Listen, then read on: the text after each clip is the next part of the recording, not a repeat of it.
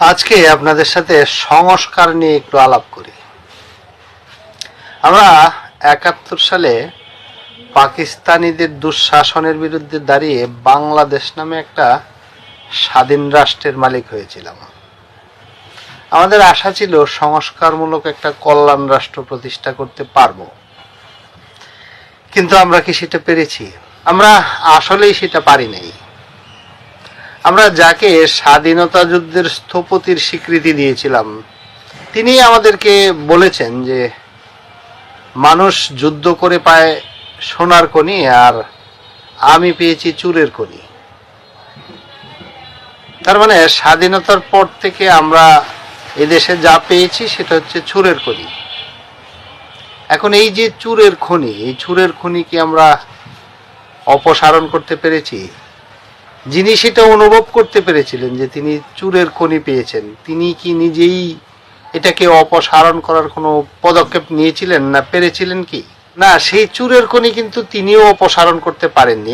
এ যাবৎকাল আমরা কেউই সেই চুরের খনি অপসারণ করতে পারিনি। সেই চুরের খনি নিয়েই আমাদের পথ চলা। তাহলে চুরের খনি নিয়েই যদি আমরা চলতে থাকি, তাহলে কি সংস্কার বা কল্যাণ রাষ্ট্র আমাদের প্রতিষ্ঠা হওয়া সম্ভব? এই ৫৪ বৎসরে কি সেটা হয়েছে? হয়নি তো। যাক, ৫৪ বৎসর পরে এসে আমরা যখন একটা স্বৈর শাসকের যন্ত্রণায় অতিষ্ঠ হয়ে উঠলাম, ঠিক সেই সময় আর একটা জাগরণ তৈরি হলো, ঘটলো আরো একটা অভ্যুত্থান, ২৪-এর অভ্যুত্থান। এই অভ্যুত্থানের মধ্য দিয়ে আমরা ভেবেছিলাম যে এবার সম্ভবত একটা সংস্কার হবে, কিন্তু সংস্কার হচ্ছে, কি হচ্ছে, কতটুকু হচ্ছে সেটা তো আমরা দেখছি। এই যে সংস্কার হচ্ছে আমরা দেখছি, এটুকুই কিন্তু যথেষ্ট না। এখানে একটা প্রশ্ন উত্থাপন করতে হয়। প্রশ্নটা হচ্ছে, রাষ্ট্র সংস্কার বলতে আসলে কি বোঝায়? রাষ্ট্র সংস্কার বলতে আমরা কি বুঝি? রাষ্ট্র কি মূলত সংস্কার করার বিষয়?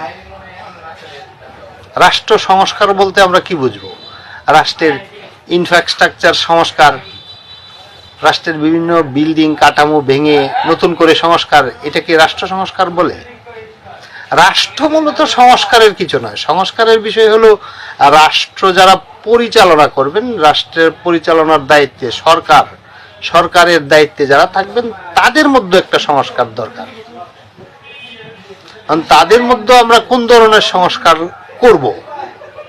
আমরা তো জানি সেই ৭১-এ যুদ্ধ করে আমরা চুরের খনি পেয়েছিলাম। সেই চুরের খনি কি আমরা এখন অপসারণ করব কিনা?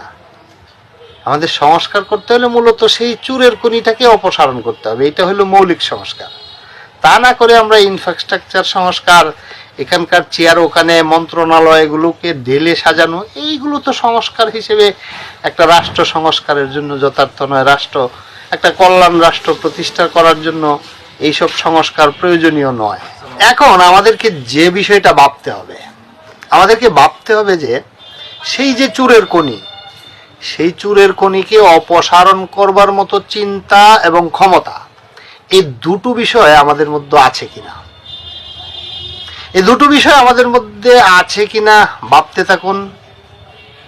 এ বিষয় নিয়ে আবারও কথা হবে। সে পর্যন্ত ভালো থাকবেন।